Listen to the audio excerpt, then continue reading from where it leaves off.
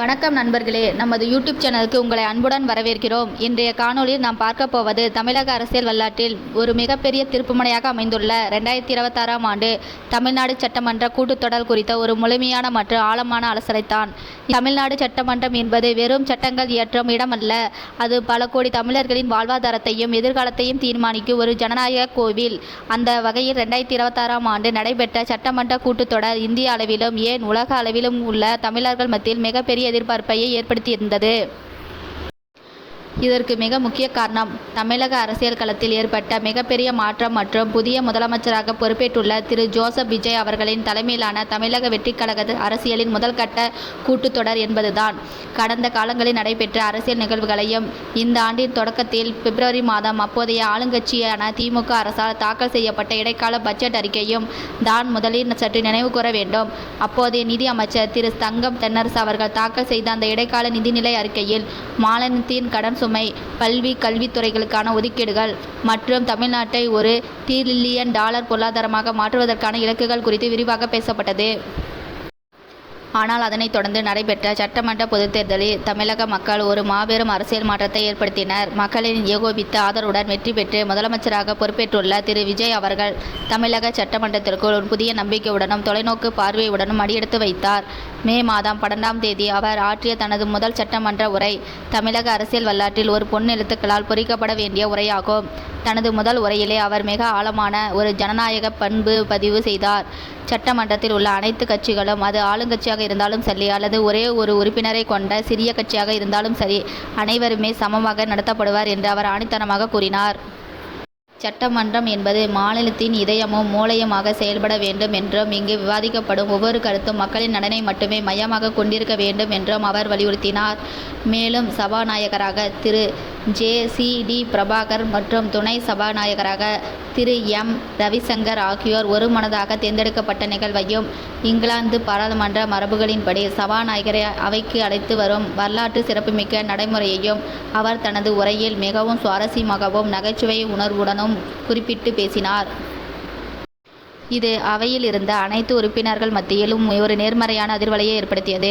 இதனைத் தொடர்ந்து ஜூன் மாதம் 18ஆம் தேதி நடைபெற்ற கூட்டத்தொடரில் ஆளுநர் திரு ராஜேந்திர விஸ்வநாத் அர்லேக்கர் அவர்கள் ஆற்றிய உரை ஒட்டுமொத்த மாநிலத்தின் கவனத்தையும் ஈர்த்தது.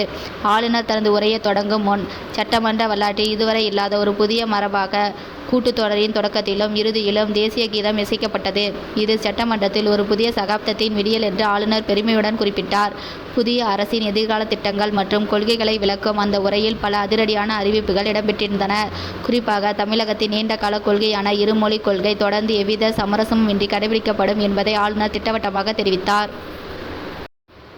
சமூக நீதியை நிலைநாட்டுவதில் தற்போதைய அரசுக்கு உள்ள அசைக்க முடியா நம்பிக்கையை வெளிப்படுத்தும் வகையில் மத்திய அரசின் சாதிவாரி மக்கள் தொகை கணக்கெடுப்பு பணிகள் நிறைவடைந்தவுடன் தமிழ்நாடு அரசுக்கென தனியான ஒரு விரிவான சமூக நீதி கணக்கெடுப்பு நடத்தப்படும் என்ற மிக முக்கியமான அறிவிப்பு வெளியிடப்பட்டது. அனைத்து சமுதாய மக்களுக்கும், குறிப்பாக விளிம்பு நிலையில் உள்ள மக்களுக்கும் கல்வி மற்றும் வேலைவாய்ப்பில் உரிய பிரதிநிதித்துவம் கிடைப்பதை உறுதி செய்வதே இந்த அரசின் தலையாய நோக்கம் என்பது இதன் மூலம் உறுதிப்படுத்தப்பட்டுள்ளது. அடுத்த மாநிலத்தின் சட்டம் ஒழுங்கு மற்றும் சமூக பாதுகாப்பு குறித்து ஆளுநர் தனது உரையில் மிக கடுமையான மற்றும் கவலையளிக்கக்கூடிய சில உண்மைகளை பதிவு செய்தார். கடந்த சில ஆண்டுகளில் தமிழ்நாட்டில் போதைப்பொருள் கலாச்சாரம் இளைஞர்கள் மத்தியில் மிக ஆழமாக வேரூன்றிவிட்டதாகவும், முந்தைய அரசு இந்த மிகப்பெரிய சமூக பேரழிவை இரும்புக்கரம் கொண்டு அடக்க தவறிவிட்டதாகவும் அவர் சுட்டிக்காட்டினார். இது மாநிலத்தின் சட்ட ஒழுங்கு சீர்குலைவிற்கு ஒரு முக்கிய காரணமாக அமைந்துவிட்டது என்பதை உணர்த்தும் புதிய அரசு தமிழ்நாட்டை முற்றிலும் போதைப்பொருள் இல்லாத ஒரு தூய்மையான மாநிலமாக மாற்றுவதற்கான ஒரு மாபெரும் போரை தொடங்கியுள்ளது. இதற்காக தமிழ்நாட்டில் உள்ள ஒவ்வொரு மாவட்டத்திலும் சிறப்பு போதைப்பொருள் தடுப்பு படை அமைக்கப்படும் என்று, போதைப்பொருள் விற்பனை மற்றும் நடமாட்டத்தை வேறறுக்க காவல்துறையினருக்கு முழு சுதந்திரம் வழங்கப்பட்டுள்ளதாகவும் அறிவிக்கப்பட்டுள்ளது. இளைஞர்களின் எதிர்காலத்தை காக்கும் இந்த அதிரடி நடவடிக்கைகளுக்கு பொதுமக்கள் மத்தியில் மாபெரும் வரவேற்பு கிடைத்துள்ளது.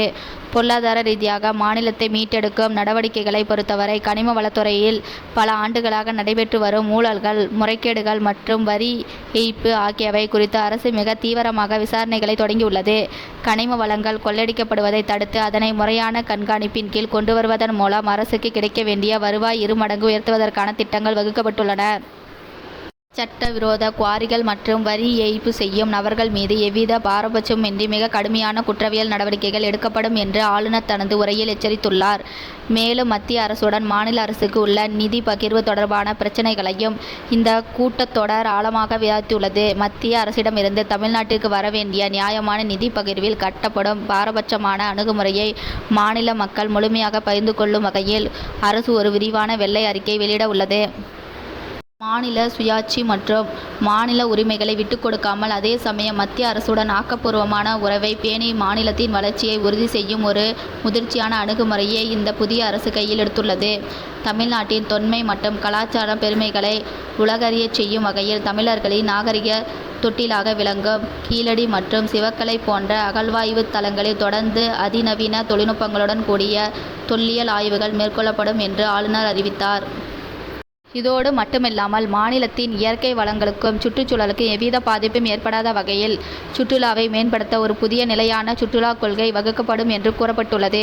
இந்த சூழலில் எதிர்க்கட்சியான திமுகவின் செயல்பாடுகளையும் நாம் கவனிக்க வேண்டும். எதிர்க்கட்சி தலைவரான திரு உதயநிதி ஸ்டாலின் அவர்களின் தலைமையில் திமுக சட்டமன்ற உறுப்பினர்கள் மாநிலத்தின் தற்போதைய சட்ட ஒழுங்கு பிரச்சினைகளை முன்வைத்து அவைகளில் தங்களது எதிர்பார்ப்பை பதிவு செய்து வெளிநடப்பு செய்தனர்.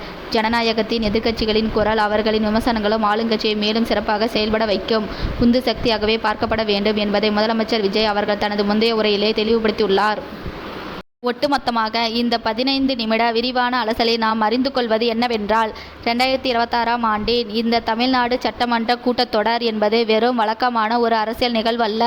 இது இளைஞர்களின் எதிர்பார்ப்புகள், சமூக நீதி, ஊழலற்ற வெளிப்படையான நிர்வாகம் மற்றும் பொருளாதார புரட்சி ஆகியவற்றை மையமாக கொண்டு ஒரு புதிய தமிழ்நாட்டை உருவாக்குவதற்கான ஒரு வரலாற்று சிறப்புமிக்க தொடக்கமாகும்.